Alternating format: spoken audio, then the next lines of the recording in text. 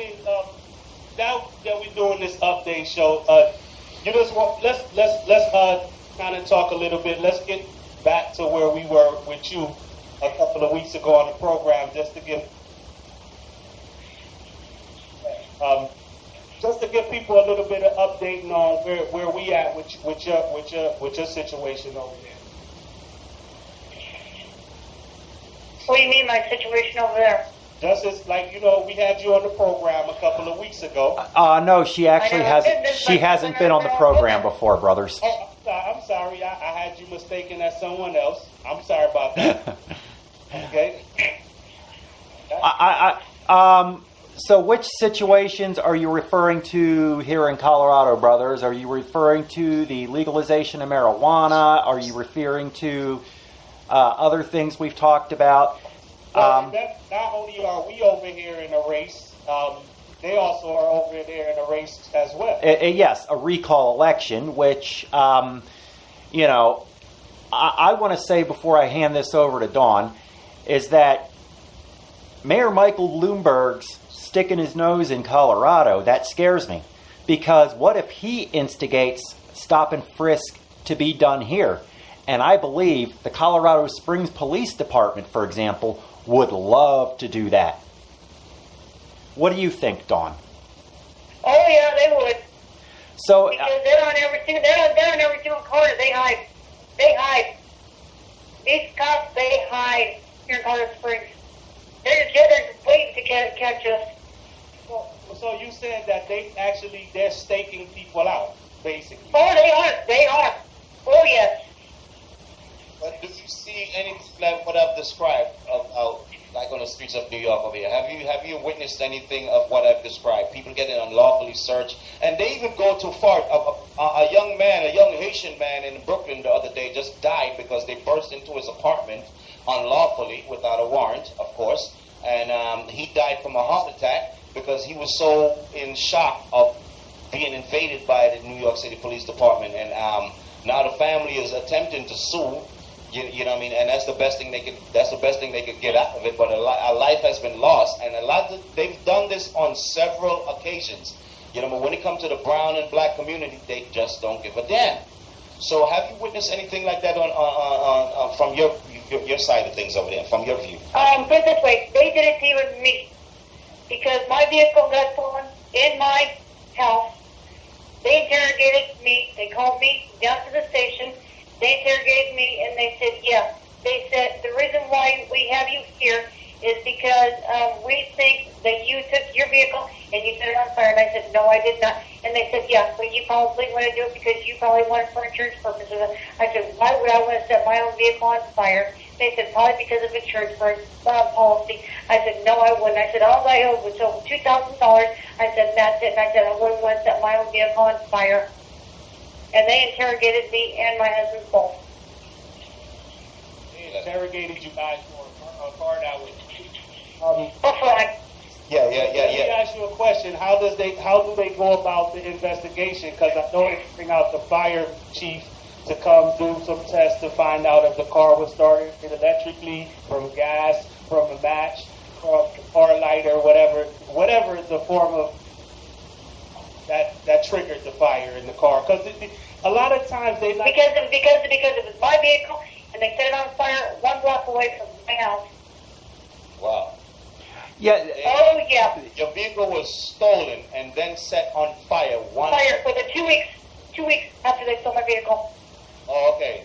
The vehicle was stolen for 2 weeks, and then all of a sudden they found it 1 block away from your house ready to burn. Yep, burnt to a crisp. Right. So that whole time the vehicle was not in your possession for 2 weeks, and they had a problem. Yep, they had a problem with it.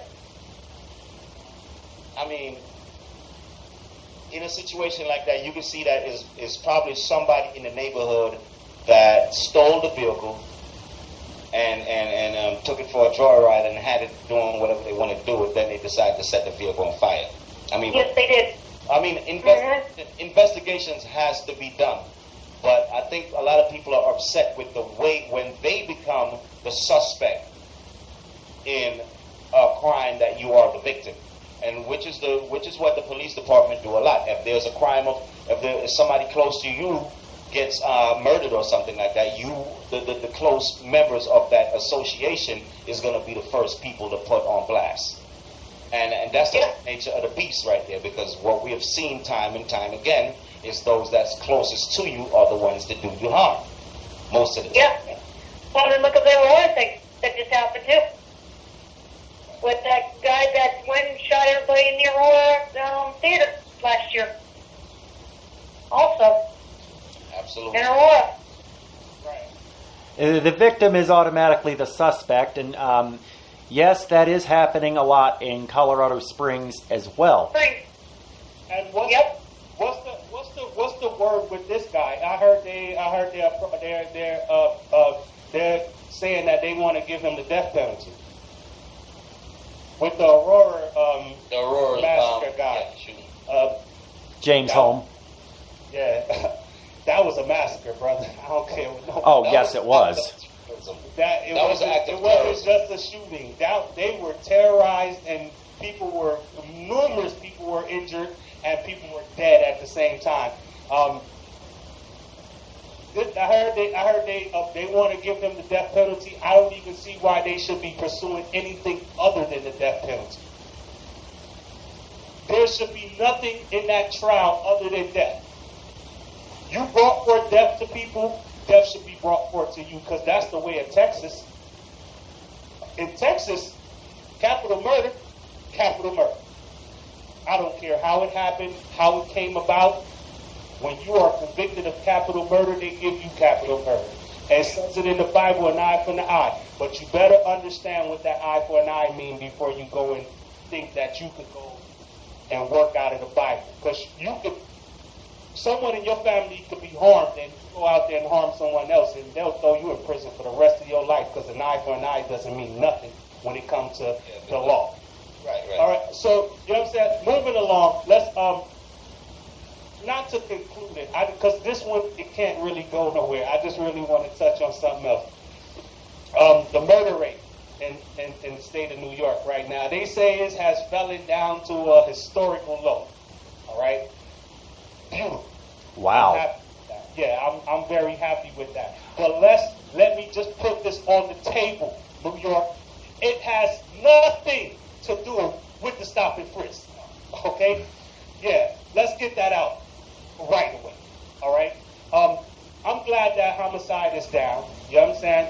But we spoke about this a couple of weeks ago. Yeah. Because you know why? The economy was down. There's no jobs over here, and people are resorting to their old ways. People are going back to petty crime. People are stealing food out of the supermarket. People are stealing bread from the bodegas. And you know what's disgusting, Merce? I've heard about, at least through the news and through the media and all these other sources, and even out here on the street, at least over this entire weekend. The weekend is not even done yet, because you have to count in tomorrow too. There's already been 5 shootings across the city. Not just that, but there's an enormous amount, like at least 5 cabbie holdups, and slashings and stabbings of delivery cab drivers. Over here in New York, we got livery cab drivers. I mean, that's not everywhere. The thing is, what happened? And they rob petty crime, robbing these cabbies for basically nothing. Because before, a lot of people would take a different route. They'll go pick up some drugs and flip it. Now they saying, you know what? Easy $200-$300 from the cab guy. Is it right? Hell no. Call you live on Pressure Point Radio. Good evening. Hey, good evening, guys. Nancy, how are you? Oh, good evening, Nancy. How you doing? All right. So, are we still talking about the stop and frisk situation? Yes, we're still on that. Yes, ma'am. And like how you in New York, I want you to get into it. Let me just drop this on them real fast. Over the last 6 months of 2013, homicide tallied at 156 bodies.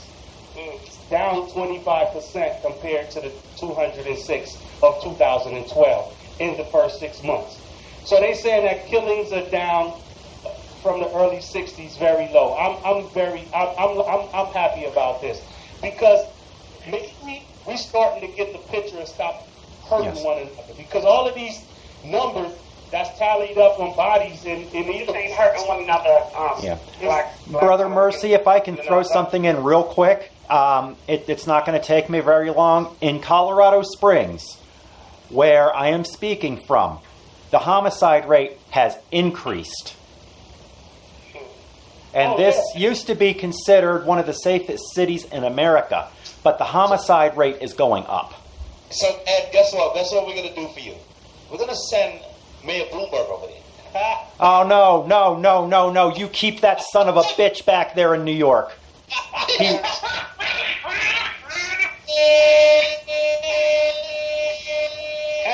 Hey guys, I just wanted to comment on this. So, we know, living here in New York, what it's been, the injustices that we've been suffering with.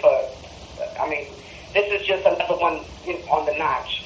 But what about Schindler's decision, and how do we feel about her, making an effort to end that law, and the way she's monitoring the New York Police Department now, based on Christine Quinn.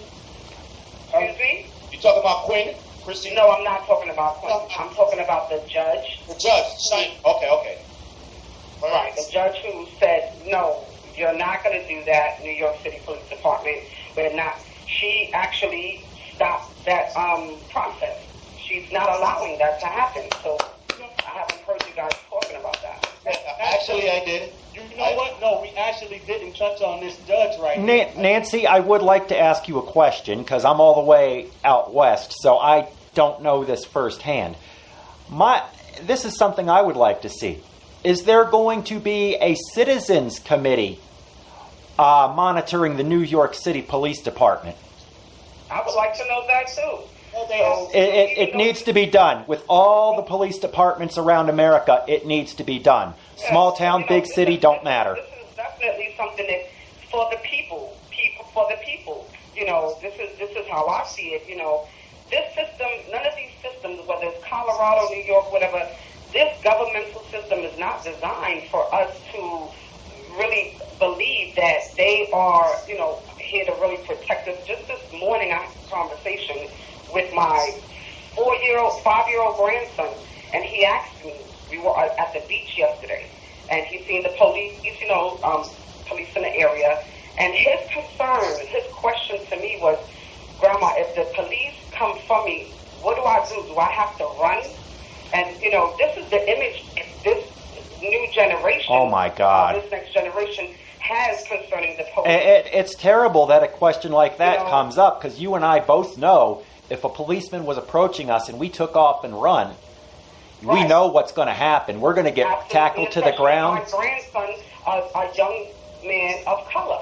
So, my response to him is, basically, we want to be law-abiding citizens, in the best absolutely kid-friendly related to him. But, for the people, back to what you were saying, I'm sorry, your name? My name is I'm Brother Ed. That's how Brother pressure. Ed. Yes. Brother Ed. At the end of the day, yes, the people have to stand up for the people. Absolutely. It's easier said than done, but we cannot expect any mayor, any judge, any. Oh, absolutely not. We have to come together collectively, and this is where the back in the '60s, the Black Panther movement, they were really ridiculed and put in a bad light with the people, but this is what they were actually doing. They were policing the police. Absolutely. That's what they were doing, and God love them for having done it. And not to cut you, remember out here in any other state around the U.S., they have affirmative action. They have AI to deal with the police.